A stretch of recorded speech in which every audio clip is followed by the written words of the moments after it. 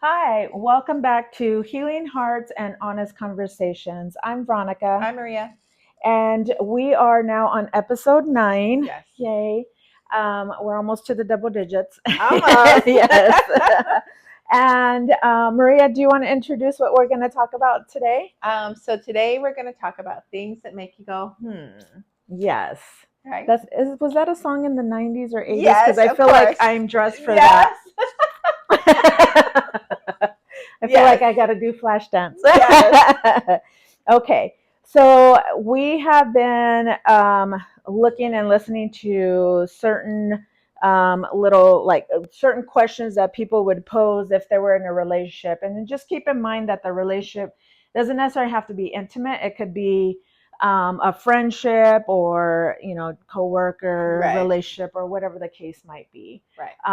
Do you want to start us off with a question or? With the first question? Sure. Okay. So if someone saw you with your partner and they said, hey, you're a lot like your partner, would that be a compliment? Okay, well, since I don't have a partner right now,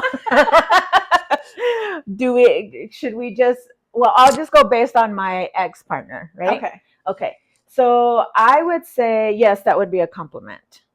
Okay. Because? And because I knew you were going to ask that, because he was a very patient individual. He liked to communicate. I mean, obviously to a certain extent, right? Mm-hmm. Communicate. If he's upset, would like to resolve the situation. Great father, right? He worked hard and he was very what do I want? Handy. So he could fix anything. Yeah. Yes, self-sufficient. He was very self-sufficient. So Okay. those were if someone was to ask me that, I'd think of the good qualities about him. Right. And I wouldn't feel offended that they're like, "Oh, you're just like your partner." Now, if you asked him that question, I don't know. I don't know what he would say, but we're not going to ask him that. Okay. Okay. What about you? When when I was married, no. Okay. No, it would not have been a compliment at all. He was very self-centered. Okay. So even apart from I guess those qualities would lead you to be abusive. So just always thinking about himself, very resentful when good things happen to other people, um, and just always about what his needs were and what his wants were and what he wanted to do. And so no, it did not reflect. Okay. It would have not have been a compliment to me. Okay. No. So it's more like a controlling one-sided, right? Yes. So what's good for me is good for me type of thing. Yeah. Yeah. And what's good for me is good for us. Yeah. Oh, yes. Yes. What about in friendships? Can you think of one let's say if they're to say, if they say you're just like your best friend. Okay. Think of your best friend. Well, would that be a compliment or would that be what do they call it? The opposite of compliment. An insult? Yes, thank you. So yes. So if someone told me that I was like my best friend, or even if someone told me oh, you and Veronica are so alike, I would be like, okay. That would not bother me. Knowing you and knowing Lavette, both, I think, very caring people, always cheering people on. In a crisis for me, you guys always answered. Those are things. And even if I don't feel good about what's going on, you guys are both like, no, here are the good parts, blah, blah, so Yeah. That would not be an insult to me at all. For any of you, if someone said, oh, you're just like Anna Connie, or you're just like little Maria, then I would just be like, okay, none of that. You're just like, Londa, none of that would I would ever think that that's an insult. No. Yeah.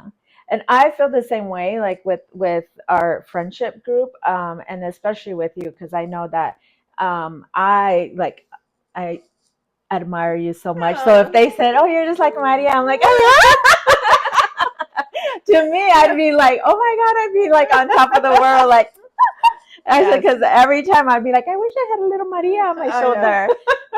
And with my friends, I admire them, and the ones that I'm really close to is that they have so many good qualities. Granted, we all have our flaws, but I know that I can count on them. Like I can count on you. Like we've talked in previous episodes that you know when I'm in a crisis or when I'm struggling, I know which friends can be there for me without me having to let them know, like, I need you to be here for me in this kind of way. It's almost like you got and you can kind of fill out the situation and know, okay, this is how I need to be here for her, or this is how I need to show up, versus like telling me certain things, right? Just like on the drive over here, you're like, when this happens, you call me and I'm gonna block your driveway and ask you all the five. It was like 5 questions, right? Yeah. Is this a good idea? Is this for you or for them? Yes. Yeah. So I think like in a given situation when we've addressed or when anybody has addressed a situation with their friend, a loved one, someone that they trust, right? And they're saying like, hey, these are the things that I've gone through and what I don't want to repeat or pattern. And so the friends that are close to you, you're going to want them to hold you accountable, right? So like you were saying on our drive here, is like, when this happens, you let me be the first one you call. Right. Unless I have to call 911, obviously, right? Yes. Which I did Google last time.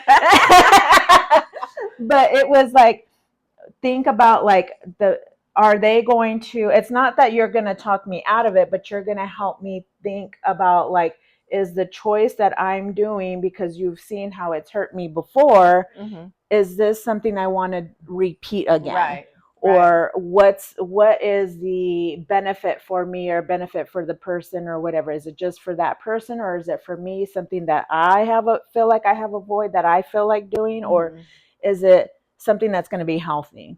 And I think that's, I think the question would be like with the compliment question, right? Is it, because if it's a compliment, then that relationship is healthy, right? Versus if you're like, no, that would be very insulting, right? Then it would be like, no, this person isn't good for me, right? Right. And there's another question that we had listened to earlier. If they saw your partner, would that reflect how much you love yourself? Yeah. Ooh. And when I first seen that, I was like thinking about like all the people I dated way in the past, right? Right. Way before my ex, because my ex took like half of my life, right? So before that, and I'm like, ooh, those individuals, man, that would totally be like, girl, you don't love yourself. Right. No, seriously. But I also think, so another thing to that is like let's say with my ex, like he was a great guy, whatever, but I still don't think it actually represented how much I love myself in terms of what I felt I deserved from a partner. Was a great demonstration, right? Because of the qualities that he had, but I still struggled with loving myself. Right. Does that make sense? So I think like that question can go either way. What would you say? Like if you look at your exes, could you see like there was one that like represented like how much you loved yourself versus how much you didn't? Or was it kind of like what I was thinking, like, yeah, this person could have represented that, but I really didn't love myself enough to be okay with me, but I would take the compliment because the compliment, like he complimented me. He complimented you.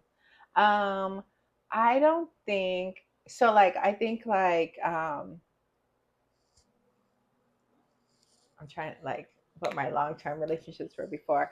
Like, I think when I was younger, I was more quick. Like, if we were dating, even if we were dating for a long time, if something happened or I felt I wasn't being treated right, I was more quick to be like, okay, no, like I'm not going to date this person. And I think that it was like that, like in high school, in the beginning of college, and in college, there was one guy probably that was not good and I should not have been dating him. Yeah. But even after that, until like if I was dating someone or seeing someone and I was like, yeah, like their potential or whatever is Mm-hmm. not really where I want to be, then I would just stop dating them or stop seeing them. And so until I got married. And then once I got married, I was like, okay, this is forever. I'm willing to put up with anything. And then Yeah. I did put up with anything. And so now I'm not. And so now I'm kind of back to like, the potential's not there, or I don't feel like they're treating me like I think I deserve, Yeah. then I'm quick to, To yeah. be like, oh nope, this isn't Mm-hmm. where I want. I think Yeah. we can pose the same question for a friendship, Mm-hmm. right? Because if you're around individuals who are just taking advantage of you, Oh yeah. right? Yeah. Or like, sometimes some people are like people pleasers, right? Mm-hmm. So we want to make sure that they're okay, they're happy, because if they're not, then that means there's something wrong with us, right? Mm-hmm. So then that's like a reflection of us not really like accepting ourselves, loving ourselves, right? Mm-hmm. So I think that not only in an intimate relationship, but in your friendship. And I guess I don't know about like if with family, because we don't choose our family, right? Mm-hmm. But as we get older, we can choose whether or not to have a relationship with them. Mm-hmm. But I think that's different. I don't know if that question would be appropriate for that. I think so like if someone told me I was like my sister, that would still Hmm. be a compliment to me. Like Okay. she's very much like you Excuse guys, me. like with her friends and with me. Like she's super supportive. I can call her anytime. Like I Hmm. remember having to call her in the middle of the day to come get my son from daycare, and I was like, I can't tell you why. I just need you to do it. And she came. She drove up from Tucson, and she came, and there wasn't a question until I was ready to answer her Yeah. question. Then she just waited, and so. And so she's the same way, and she's the same way with all her new daughter-in-laws Uh and huh. stuff. Like if they need something, she will make sure, like if she can do it, she will do it for them or whatever. Okay. And so that would be a compliment to me. But I definitely know and do have family members or extended family members that it would not be a compliment, like had I been hanging around them. Like I really do believe like you are most like the 5 people that you surround yourself with, right? Like you've heard that. Mm-hmm. And Yep. so you have to be careful about those 5 people, and I believe that. Like, and so when I think about letting somebody in, I'm like, okay, are they going to want to be, are they like these 5 people I'm already with? And are they going to fit into that in terms, not like, oh, is everyone going to like him? Not like that, but like, Yeah. is he going to have the same values? Like, is he going to, have the back of his people or whoever he considers to be his people? Yeah. Like, is he going to have their back? Is he going to have my back? Is he going to be like loyal? Is he going to be kind? Is he going to, cheer people on when they're down, or Yeah. whatever, be happy when people succeed.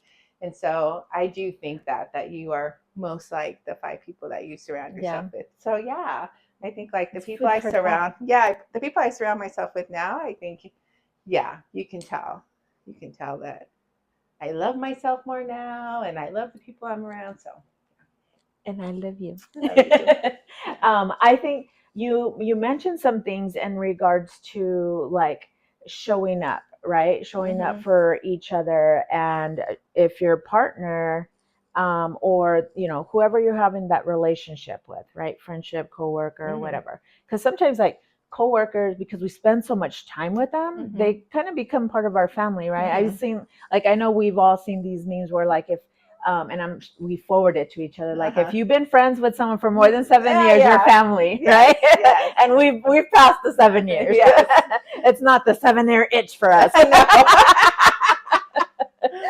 No. But I also think that um, we learn different things from those individuals that we surround ourselves for. Like Mm-hmm. we're both learning from each other, or all learning from each other, right? Mm-hmm. Like there's certain qualities about you that I see in you that I'm like, oh, I'm gonna do this better because I like the Mm-hmm. outcomes of that, or Mm-hmm. I feel like maybe that might be something I'm lacking that I feel like I need to work Mm-hmm. more towards, and vice versa, right? Mm-hmm.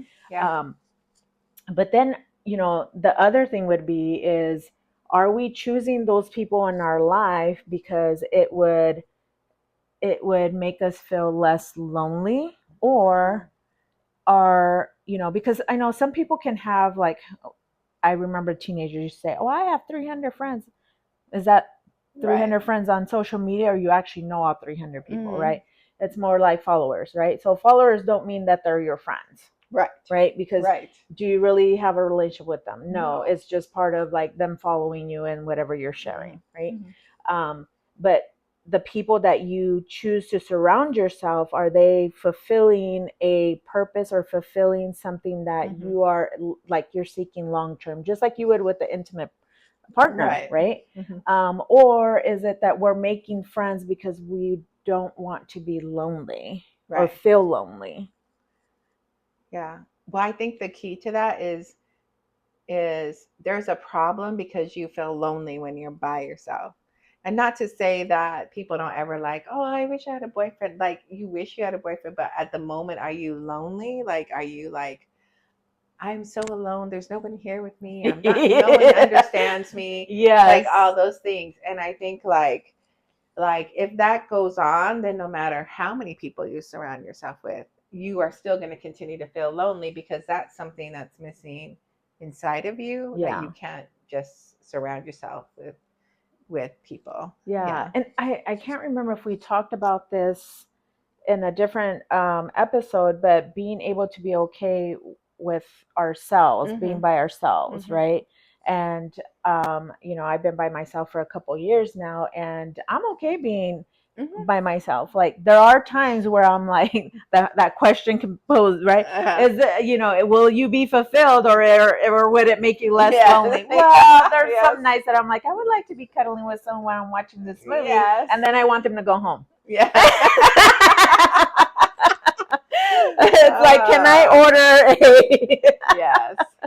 I think the thing that I think, because when you talk about being lonely, I was like, wow, when was the last time? And I think like when at the end of the time that I was married, I was probably more lonely than any night I've ever spent by myself in my house now, because I had a lot of secrets about what was going on, and I was communicating to people. I was okay with communicating to people like, how are you? How can I help you? How can I do, like, and taking care of everyone else, but I didn't want to share what was going on in my house, and so that made it more lonely. Yeah, does that make sense? And so that's why I say, like, if you're lonely, it's something that's going on inside of you, because you should be okay with a night or two or three, whatever, watching TV by yourself, or reading a book by yourself, or sleeping by yourself. So and you bring up a good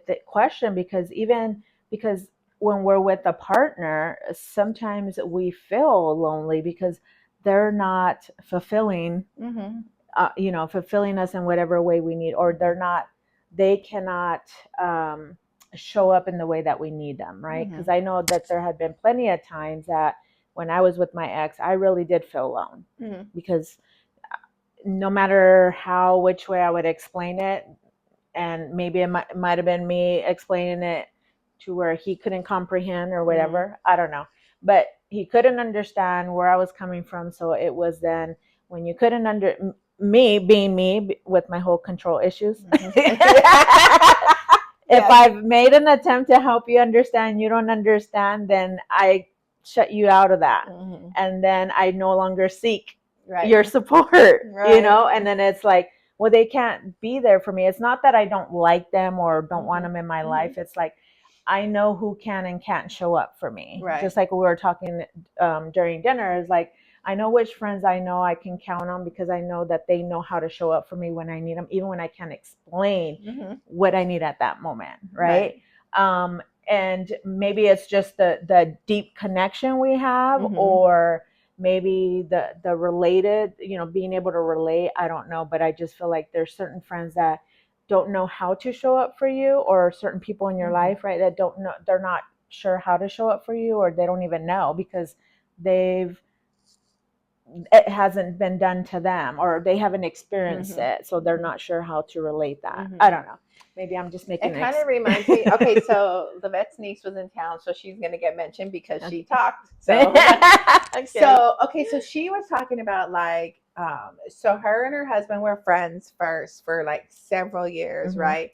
And so they used to only hang out as friends. And she was like, well, he's seen me on my good days, on my bad days, with my blonde wig, with my red wig, with my, my pajamas, or, whatever. So when they decided to date, she was like, well, I mean, I didn't have to be anything. I didn't have to try to like impress him on the first date or share about myself or try to, make, some good like, oh, I want him to be my boyfriend. I want him to like me. It wasn't any of that. Like she didn't have to try because he had already like seen who she really was. Right. And so that's how I feel like now when we all get together, like nobody has to try. Like you can say whatever's on your mind, or if you're having a good day or a bad day, or I can't do it today, or even like we text and you're like, hey, are you still gonna go to that thing? And I'm like, no, I can't. I'm tired. Like I don't ever feel like, oh my God, is she gonna be mad at me? Or is she gonna be like, I don't ever feel that way.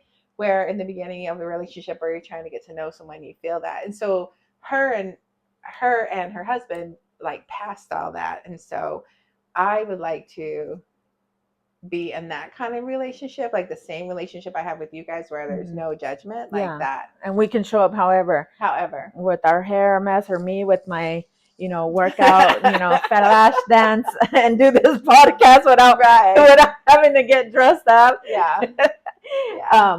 And I think that also comes up with something that you had shared a while back, where there's this guy that was saying like he loves his wife whether she has makeup on or no makeup on, because if she's happy, he's happy, right? So something to that extent. Do you prefer for your wife to wear makeup or to go without? And he said, I prefer for my wife to be happy. And that was how he answered the question. Then he went on to explain why.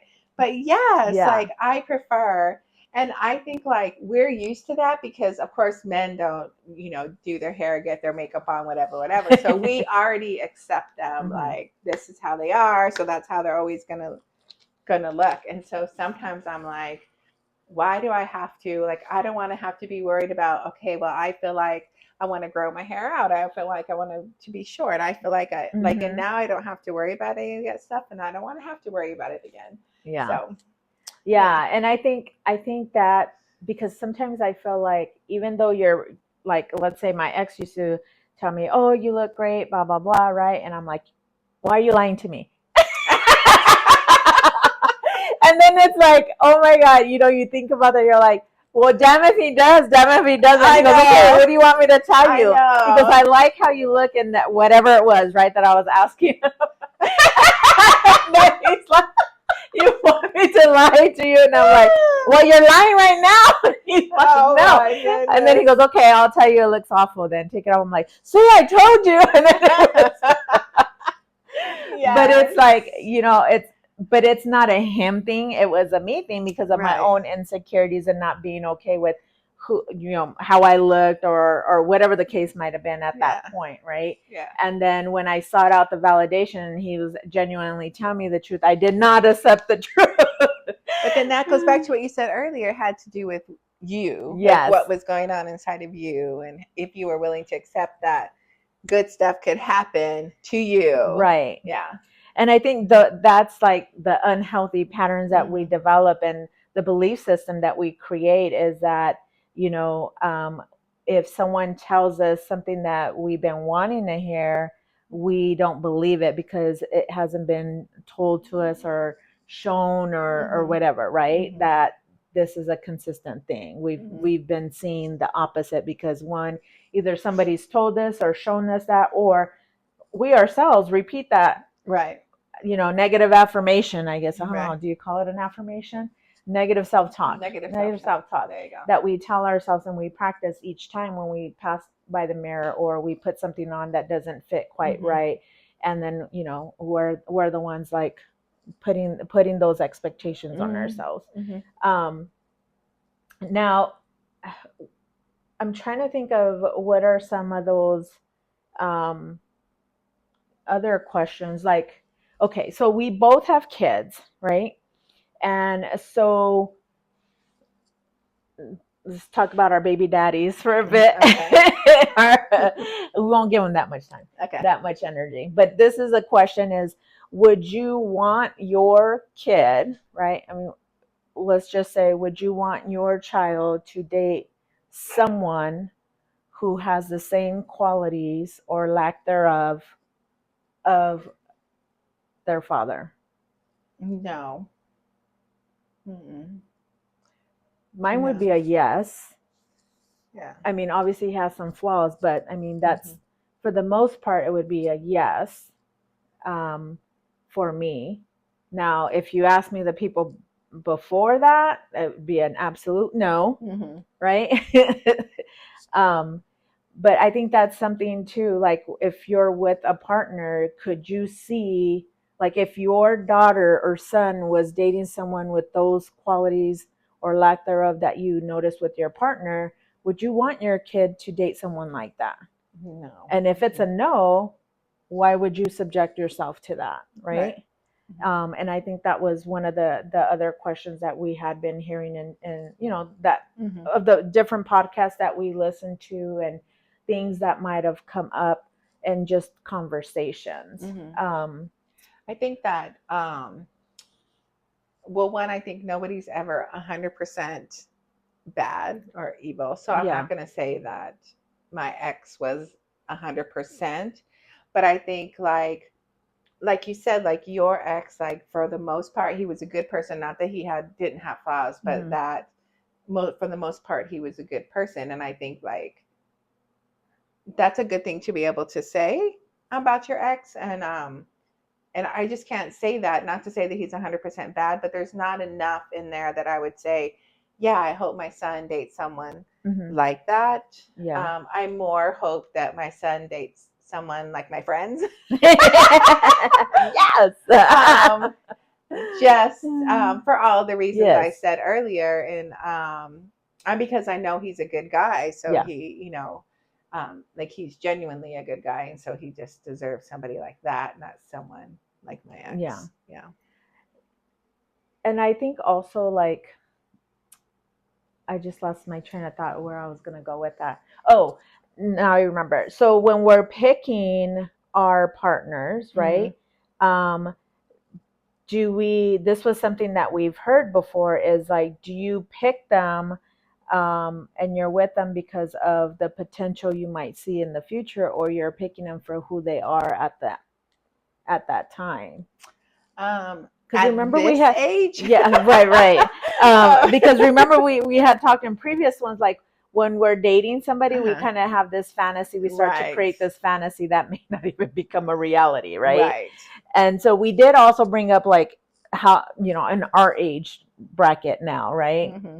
And I know I interrupted you, but sorry. Go No, ahead and go say what. ahead. No, no, go ahead. No, I just always think like if you are not like, and this is and not that people don't have potential in a relationship, because I think like we saw the other thing that said like you want to be able to grow into the relationship, and so make sure that the other person can become the man that needs to grow in the relationship, right? For the two Mm-hmm. of you to grow together. So I think that's different than saying who are they on their own, like what is their potential. And I think at this age, I'm like, dude, you have to be pretty close to like your potential or living your potential, because we're like at the last half of our life. Like Ooh. you I can't know. be, and not to say Yeah. that you don't have dreams, because that's different. Um, but like when you are still trying to figure out what it is you want to do and what your potential is, like that's really late in life, you know what I mean? Mm-hmm. And so most people, or not, can't say most people, the people that I would prefer to be around have already like know their potential, know what they're willing to do, know what they're willing to risk, sacrifice or not. Yes. And they've already done it, or they are currently doing it. Like that is kind of what we're at. Like I'm not into seeing like, oh, but in the future you could know. Mm-mm. Because in the future, I'm gonna be planning your funeral, Right. because we're at that age, unfortunately. Yes. Like, Yes. Now to have dreams together, like, oh, together we can travel, or yeah. together we can buy a different house or be in this, whatever. Mm-hmm. That's different than saying you haven't reached your potential. Like, yeah. Or you don't know what that is. That's different. Yeah. I feel like our monitor is scratching our monitor saying cut it. Yeah, So again, this was one of the our episode that the questions that make you really think, right? Make you say Wasn't there a song like that? I think there was. So any questions that you guys might have that kind of have you thinking about, like, where in my life does can I ask these questions, and what type of relationships? Because any of these questions can be posed to any type of relationship, I believe. Yeah. And looking at what is the benefit, like you want the relationship to be reciprocated and not one-sided. And so we encourage you to just kind of take a look at what it is that you want, and those relationships that you have in your life, are they being reciprocated, are they healthy? And asking yourself those questions. Yeah. Yes. All right. Until next time, and we'll see you in episode 10. Yes. All right. Bye. Bye.